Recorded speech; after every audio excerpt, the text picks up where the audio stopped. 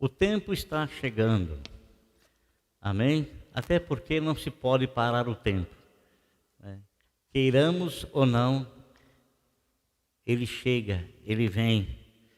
Esses dias não, ontem passaram aqui algumas fotografias minhas, desde quando estava no primário, até antes do primário talvez, e a gente vai relembrando e a gente vai percebendo, né? Que o tempo é impossível de você pará-lo, é impossível de você detê-lo, não tem como, é totalmente fora do nosso alcance tal fazer. E eu quero ler na palavra de Deus um versículo aonde está falando de um tempo próximo. E esse tempo próximo, podemos entender, às vezes, o que é um tempo próximo para nós? É o amanhã ou depois de amanhã?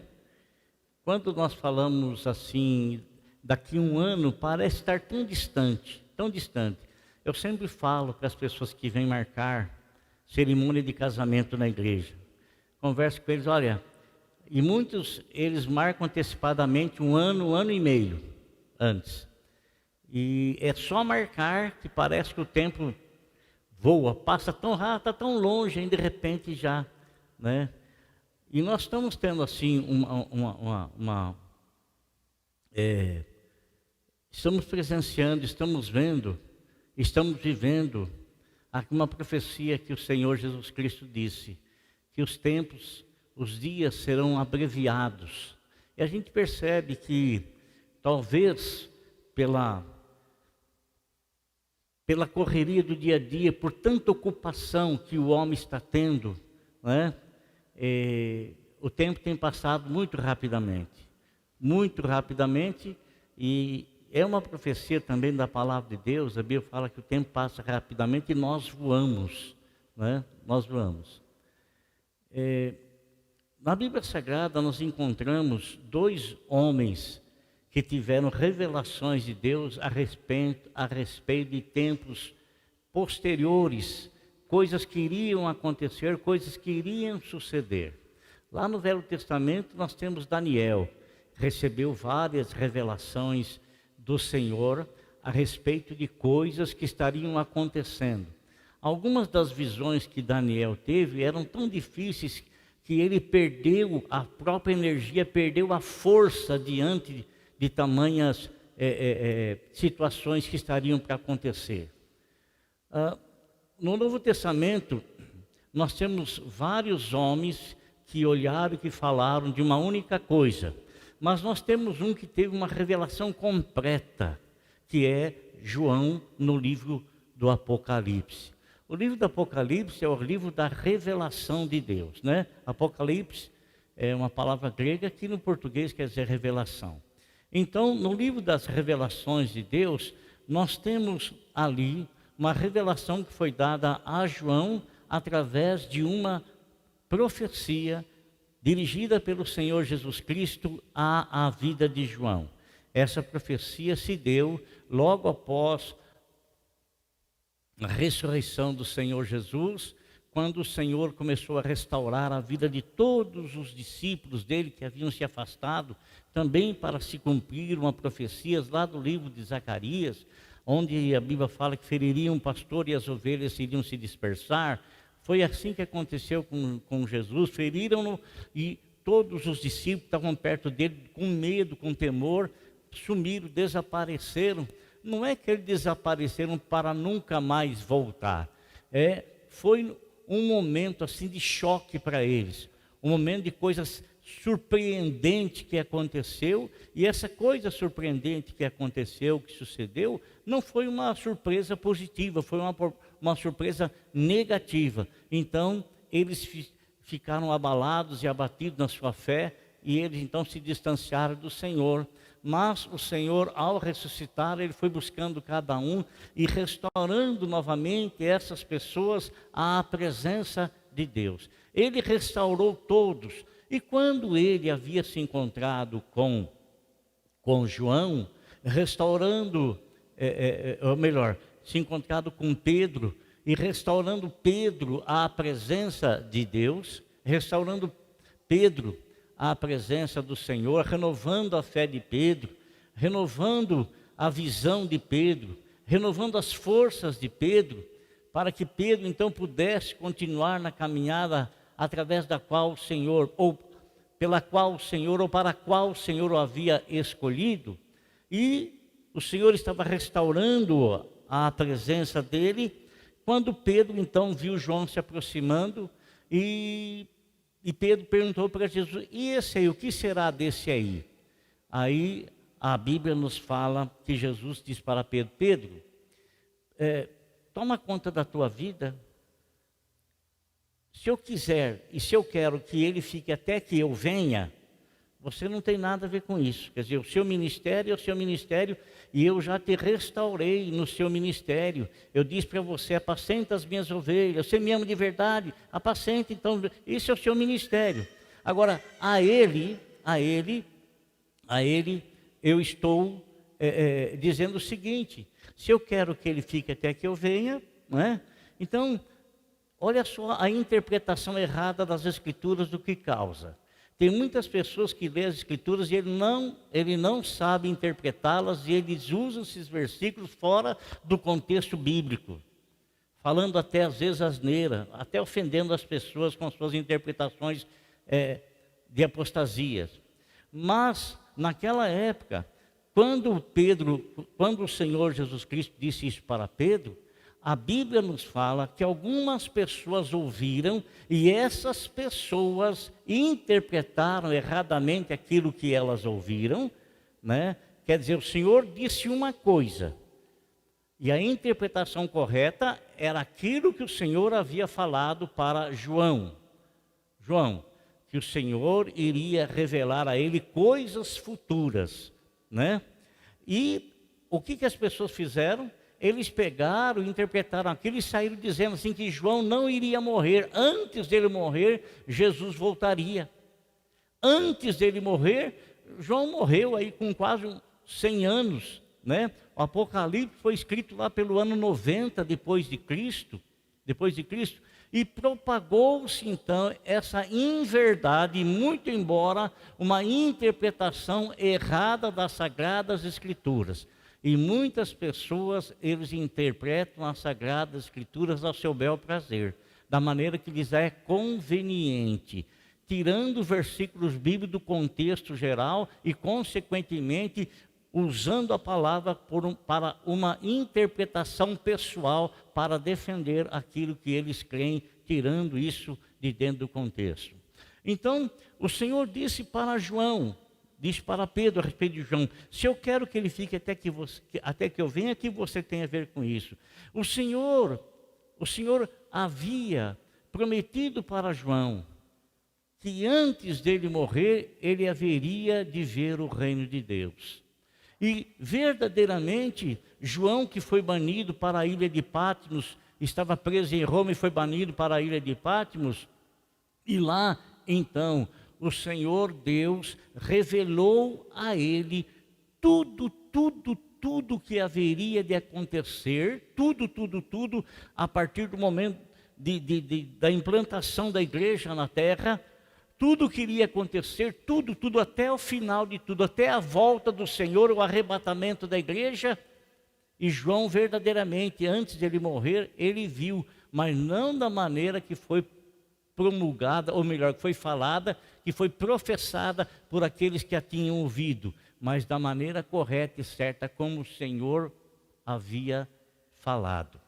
Então, esses dois homens, Daniel no Velho Testamento, João no Novo Testamento, tiveram revelações tremendas de coisas que haveriam de acontecer.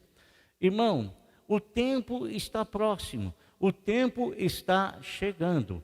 E por que eu sei que o tempo está próximo, o tempo está chegando? E está chegando para quê? Está chegando para o arrebatamento da igreja. O arrebatamento da igreja. E o arrebatamento da igreja será a maior notícia já divulgada, já falada, já anunciada. Será de conhecimento mundial. Você sabe que uma das palavras que mais Noé ouvia, homem maluco. E por que ele ouvia isso? Porque Noé, que era naquela geração um homem temente a Deus, ele guardou uma palavra que o Senhor mostrou para ele, revelou a ele, deu a ele. E essa palavra, irmão, era uma palavra totalmente na contramão naquele tempo, totalmente na contramão. Porque Deus falou para ele que era para ele fazer um enorme barco, né? E que Deus estava pedindo para ele fazer aquele barco, porque seria uma arca de salvação, uma porta de salvação para todas as pessoas que iriam ouvir o alerta que Deus estaria usando Noé para falar, para dizer. E era uma coisa assim, naquela época, muito absurda, irmão, muito absurda, porque Deus falou para ele que iria derramar águas dos céus e que as fontes debaixo da terra também haveriam de brotar água. Mas uma coisa acontecia quando Noé pregava, e Noé falava sobre o dilúvio, e Noé falava sobre a arca da salvação, e que as pessoas não acreditavam, não aceitavam, porque as pessoas, elas haviam sofrido uma apostasia. O que é uma apostasia?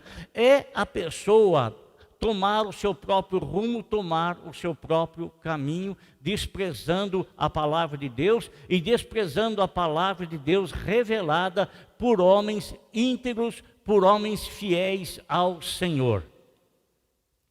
Bem, ele começa a pregar o Evangelho, começa a pregar a salvação através da arca, porque haveria de acontecer um dilúvio. E o absurdo era o seguinte: como que haveria um dilúvio? Como é que o mundo... como é que é isso? Não é porque era um absurdo, porque não havia chovido até então. Não havia chuva, não existia chuva. A terra, ela era regada por um sereno nas madrugadas, né, e que fazia as plantas germinar e crescer, as coisas, mas não havia chuva, não havia um tempo determinado de chuva, não havia nada disso, né? Então as pessoas começaram a dizer para Noé: Noé, você é um cara mais doido que existe, você é um cara maluco. Você está falando uma coisa que não existe. Você está pregando uma coisa que é inverídica. Você está falando, você se apostatou. Esse Deus que você prega é um Deus muito estranho. E jamais isso vai suceder e jamais isso vai acontecer, né? E é tão interessante, irmão, tão interessante, que os homens não deram ouvido àquilo que Noé falou. Nenhum deles. Os seus 3 filhos e as suas 3 noras, o que posteriormente veio à existência de toda a raça humana. O que sucedeu? Sucedeu que, pregando-se para os homens, ninguém deu ouvido. Cada um interpretava de um jeito, cada um interpretava de uma maneira, cada um interpretava ao seu bel prazer, do seu modo, né? Mas, irmãos, os animais, veja bem, a Bíblia fala que os animais, eles adentraram na arca. Você acha que Noé foi com um laço caçando os animais e trazendo para dentro da arca? Ele jamais teria condições de fazer isso, jamais. Mas Deus, como o Senhor de toda a criação, né, Ele tocava nos animais e fazia esses animais adentrarem na arca, porque através daqueles animais que haveriam de entrar na arca, haveria também uma nova gerações desses animais, após o encerramento do dilúvio. Seus 3 filhos e suas 3 noras, deles também, desses 3 filhos e 3 noras, surgiria uma nova geração na terra.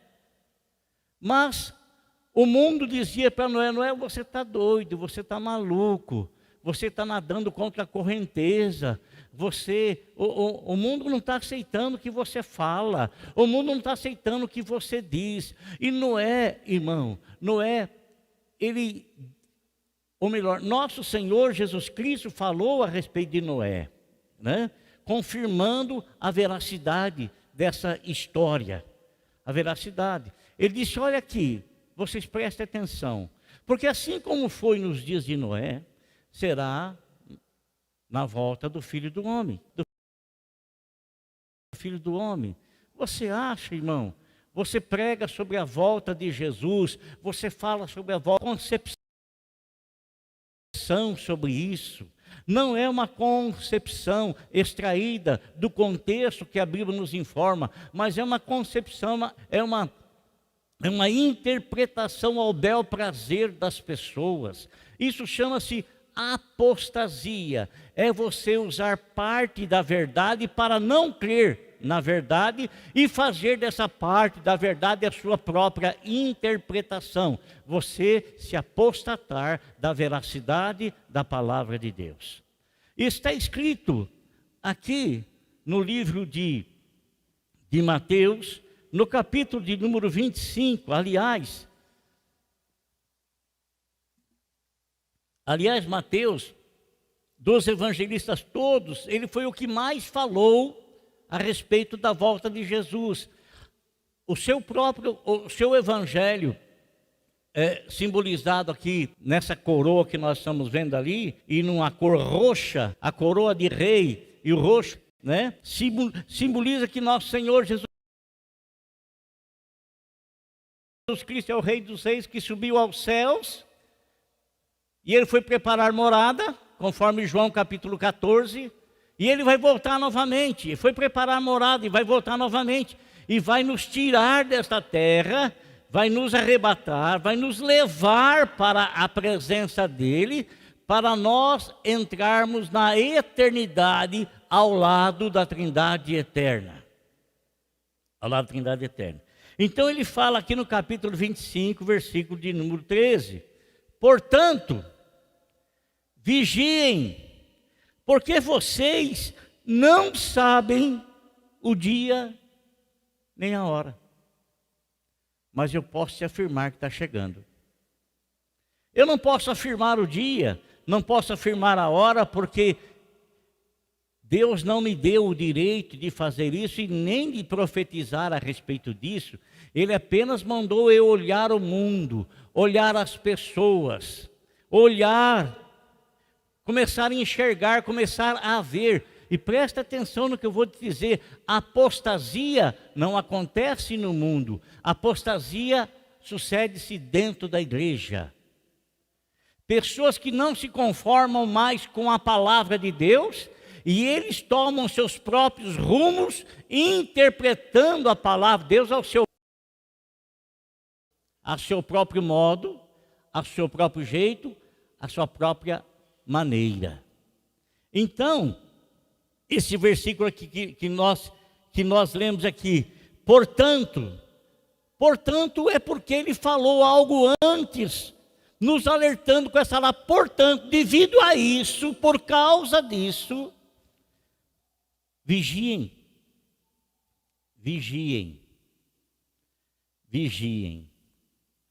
Você acha que nós estamos vivendo um momento assim de que verdadeiramente as pessoas moralmente estão procurando a coisa certa, a coisa correta, as coisas direitas?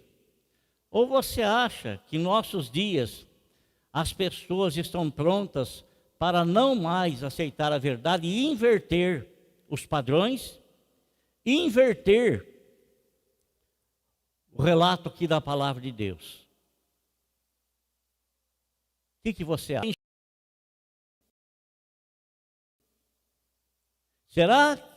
Será que existe alguma manifestação para quebrar os princípios da palavra de Deus? Será que existe realmente alguma coisa assim? Ou os crentes é que são fanáticos? Os crentes são fanáticos. Irmão, não é fanatismo você acreditar na verdade que o Senhor Jesus Cristo nos revelou. Não é fanatismo. Não é fanatismo. Fanatismo extremo é quando você chega até a matar por causa de um Deus seu. Fanatismo é quando você assume uma posição de estar ao ponto de assassinar alguém, de matar alguém que não está de conformidade com suas próprias ideologias, com a sua própria ideia. Não é fanatismo e guardar para o Senhor.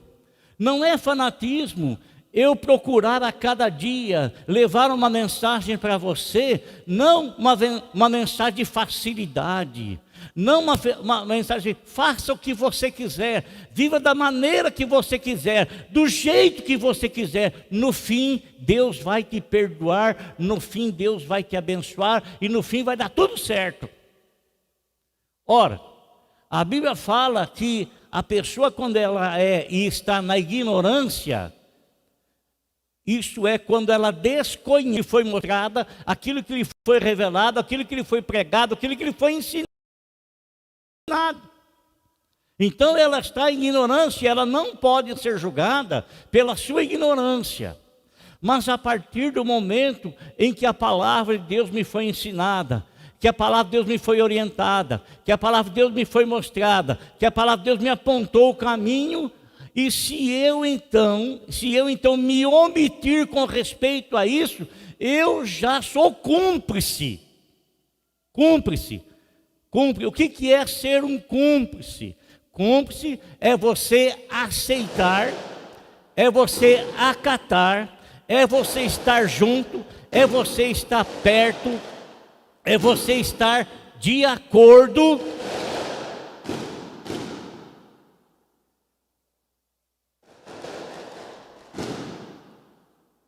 Tem jogo do Brasil hoje?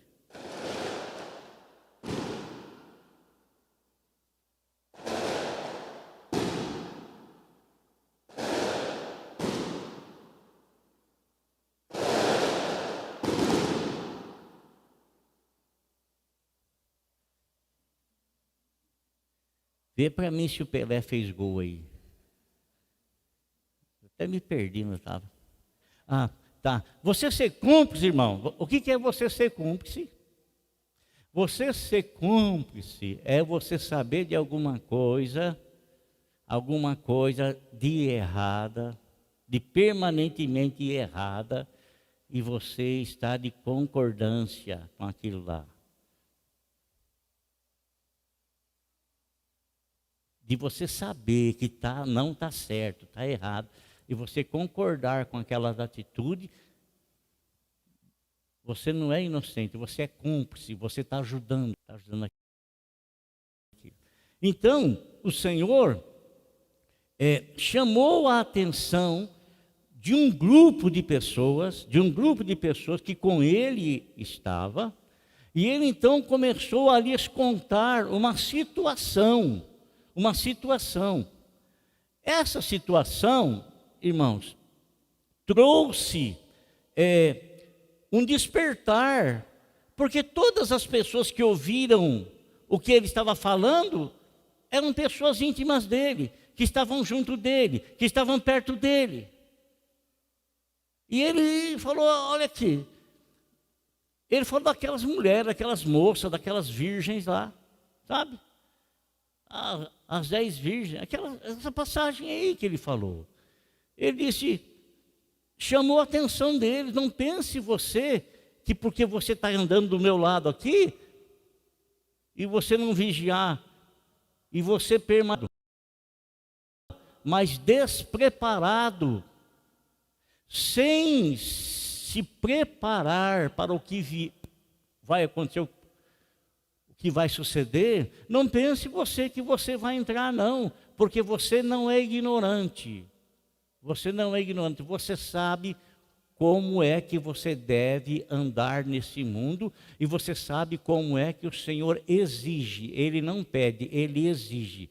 Se alguém quiser me seguir, se alguém Há uma condicionante. Se alguém quiser me seguir, isso é, se você desejar segui-lo, você não vai querer segui-lo da maneira como você quer, não.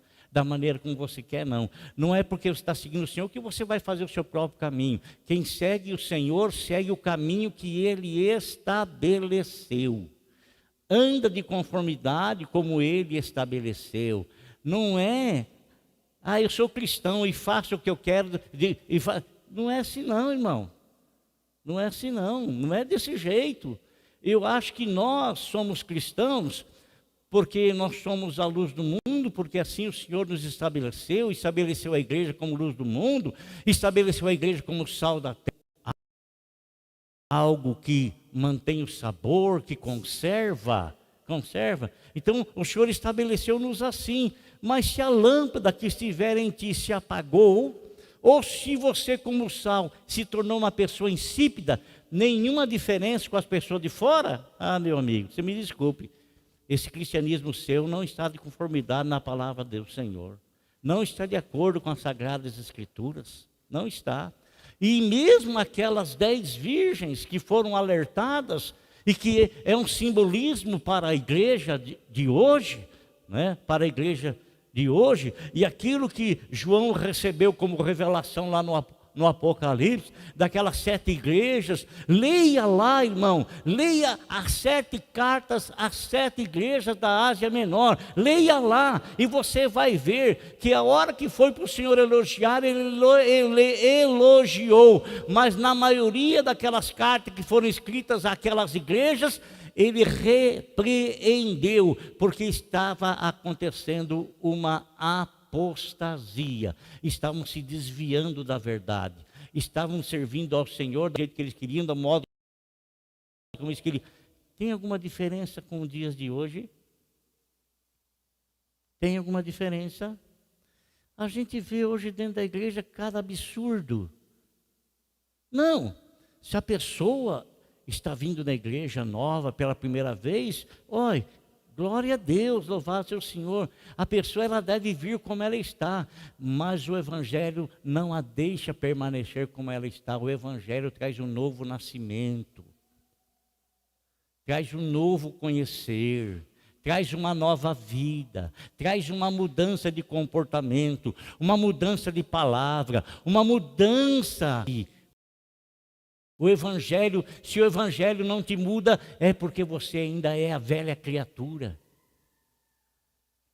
Se não houve mudança na tua vida com respeito ao Evangelho, ou se o Evangelho não conseguiu transformar a sua vida, e você ainda continua vivendo e olhando do modo antigo, irmão, você ainda não nasceu de novo, ou então você nasceu de novo, mas não está vivendo nessa nova criatura.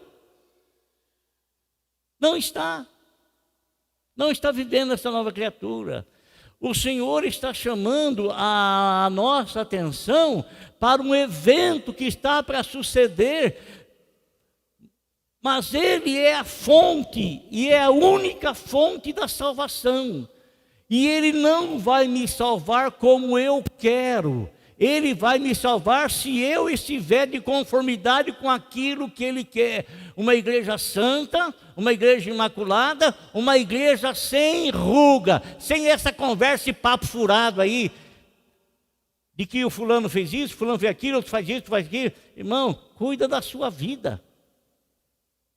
Cuida da sua vida. Cuida da sua vida. A salvação, ela é individual. Você tem que cuidar da sua salvação. Você tem que zelar pela sua salvação. E não adianta você justificar aquilo que é injustificável. Não adianta. Não adianta o homem querer justificar aquilo que não tem justificativa dentro da palavra de Deus. Não adianta. O que resolve para nós é buscarmos o conhecimento do Senhor e não interpretar a Bíblia ao nosso bel prazer, mas permitir que o Espírito Santo molde-nos, como foi pregado no sábado, como um barro na mão de um oleiro. E o barro na mão do oleiro, ele não faz do barro aquilo que o barro quer ser. Da forma como Ah, oleiro, por favor, oleiro, me pegue e me faça um vaso maravilhoso, um vaso lindo, um vaso assim, assim, assim, assado. Não, sobre o oleiro, porventura, tem poder? Nós vamos poder justificar diante do Senhor aquilo que é injustificável? Vamos poder fazer isso? Não, não vamos. Não tem como. Não tem.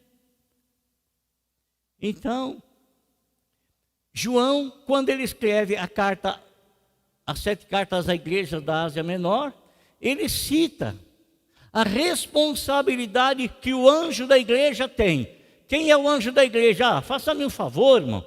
Você acha que Deus ia revelar para João, escrever para um anjo celestial?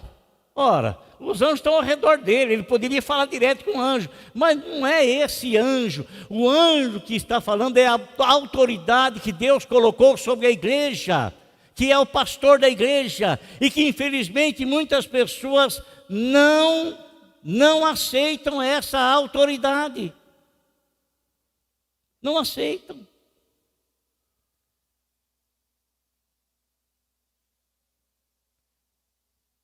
O anjo da igreja, quando forem escritas as cartas, são os pastores da igreja, são a liderança da igreja, é aqueles que estão à frente da igreja.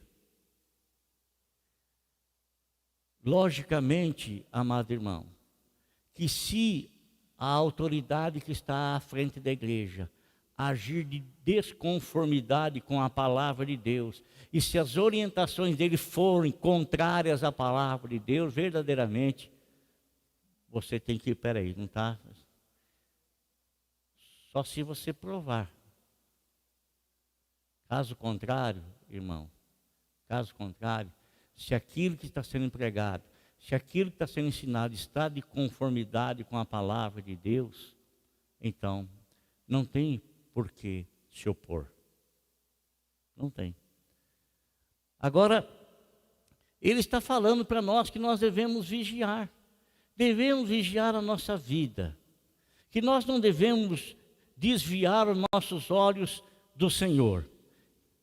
O escritor aos Hebreus disse, olhe firme. Persevere em contemplar isso, persevere em ficar na presença do Senhor. Por quê, irmão?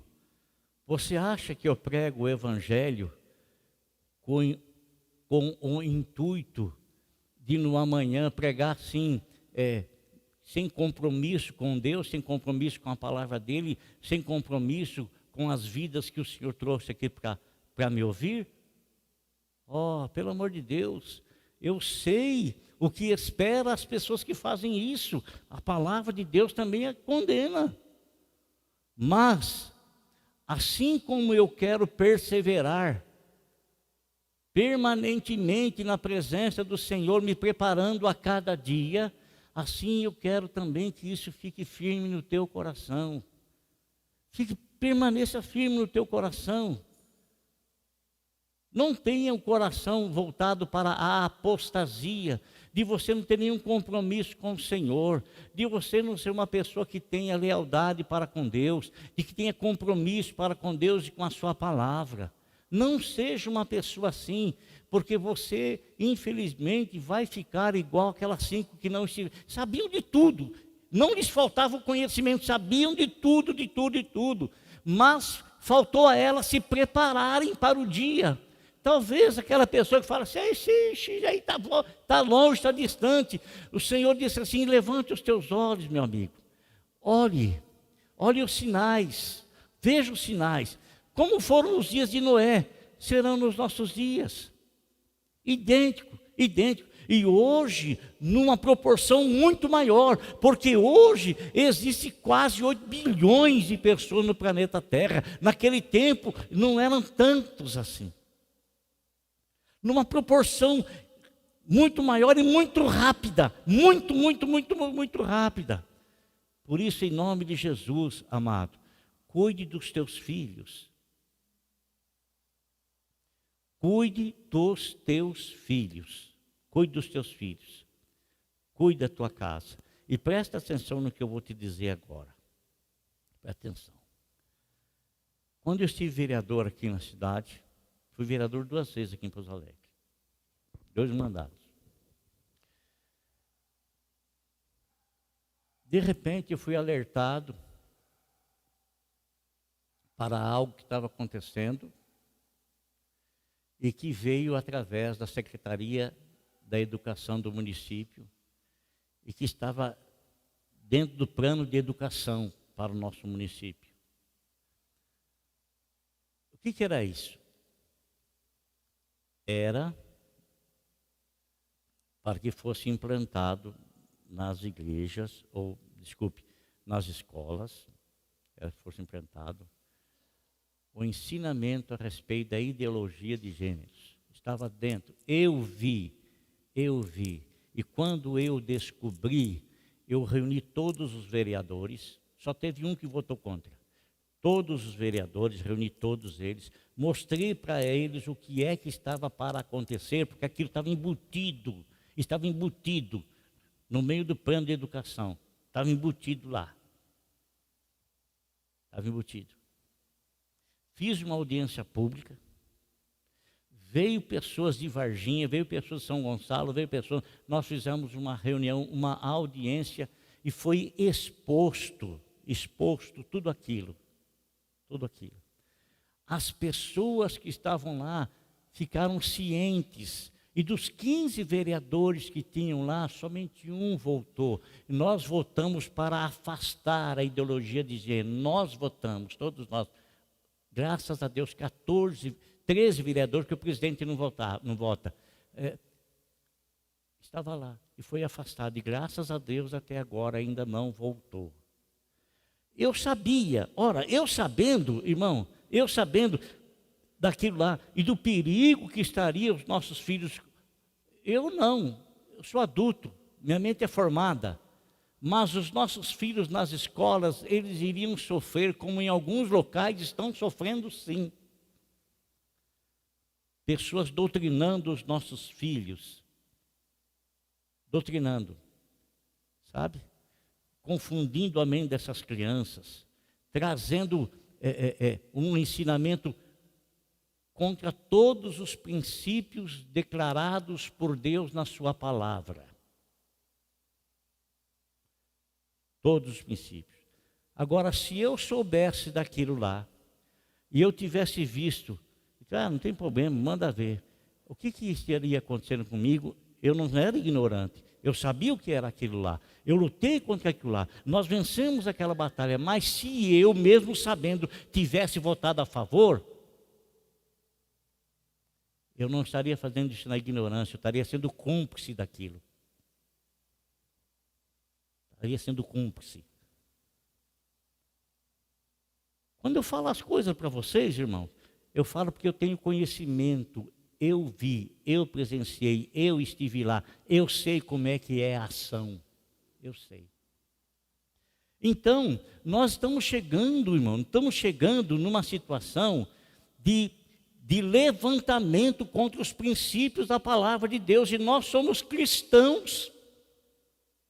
Ou aparentamos ser. Porque você ser um cristão e apoiar determinadas coisas, ou alguém que está apoiando aquilo lá, você está sendo cúmplice. Está sendo cúmplice. Não está sendo vítima, está sendo cúmplice. Então, o Senhor mesmo diz, preste atenção, olha aí, veja aí, presta atenção. Presta atenção. Então, nós temos a ciência da palavra ao nosso favor, a revelação das Sagradas Escrituras ao nosso favor. Temos a ciência da palavra de Deus ao nosso favor. Olha aqui uma coisa, preste atenção no que eu vou ler para você. Paulo escrevendo aos Romanos. Portanto, a ira de Deus é revelada dos céus contra toda impiedade e injustiça dos homens que suprimem a verdade pela injustiça. Pois o que Deus pode se conhecer é manifesto entre eles, porque Deus lhes manifestou. Pois desde a criação do mundo, os atributos invisíveis de Deus, seu eterno poder e sua natureza divina, têm sido vistos claramente, sendo compreendidos por meio das coisas criadas. De forma que tais homens são indesculpáveis, porque tendo conhecido a Deus, não o glorificaram como Deus, nem lhes renderam graças, mas os seus pensamentos tornaram-se fúteis e o coração insensato deles obscureceu-se.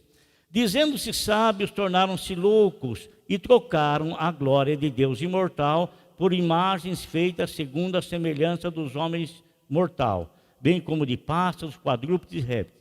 Por isso Deus os entregou à impureza sexual, segundo os desejos pecaminosos do seu coração, para a degradação do seu corpo entre si. Trocaram a verdade de Deus pela mentira, e adoraram e serviram as coisas e seres criados em lugar do Criador, que é bendito eternamente. Por causa disso, Deus os entregou a paixões vergonhosas. Até suas mulheres trocaram suas relações sexuais naturais por outras, contrárias à natureza. Da mesma forma, os homens também abandonaram as relações naturais com as mulheres e se inflamaram de paixão uns pelos outros. Começaram a cometer atos indecentes, homens com homens, e receberam em si mesmo o castigo merecido pela sua perversão. Aí você vê uma roda de pessoas, você vê a autoridade sentada e dois homens assim se beijando, peladão, se beijando e as pessoas ali vendo. E você vai favorecer essa pessoa com o seu voto. Você é cúmplice. Você não é vítima, você é cúmplice. Está indo contra os princípios da palavra de Deus. Verdadeiramente ninguém é perfeito, mas nós devemos estar mais perto possível daquilo e daquele que defende pelo menos os princípios estabelecidos pelo Senhor.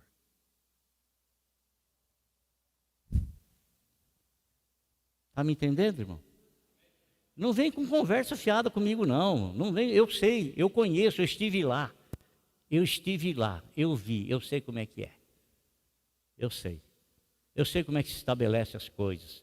Eu sei a maneira, o jeito, o modo, eu sei como é que é. Tá? E mesmo assim, quando o seu líder espiritual fala com você, você não o atende. Quando o seu líder espiritual quer orientar a sua vida, você não aceita. Sabe por quê? Porque você está dentro de um princípio pervertido pela palavra, que foi pervertido e declarado na palavra. Então, Deus tenha misericórdia de nós da igreja, porque a única que resiste ainda na terra é a igreja. Aí é na igreja. O homem da iniquidade não tomou conta de tudo ainda, porque tem uma resistência. Tem uma resistência.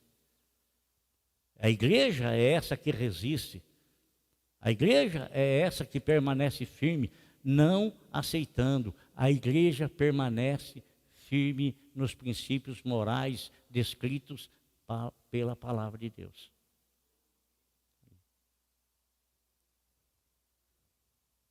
Então, a gente se deixa levar, porque às vezes a gente enxerga somente um lado, ouve só um lado, vê só um lado, não tem a capacidade de uma análise mais completa. Então, amado irmão, olha, não se deixe enganar. Que Deus tenha misericórdia de nós como igreja e que nós não sejamos omissos naquilo que nós conhecemos e que também não sejamos cúmplices. Não sejamos cúmplices, estando de um lado daquilo que é totalmente contrário aos princípios estabelecidos aqui, está aqui, estabelecidos aqui, dentro da palavra do Senhor. Vigie, Amém? Vigie em nome de Jesus. Que Deus abençoe a sua vida.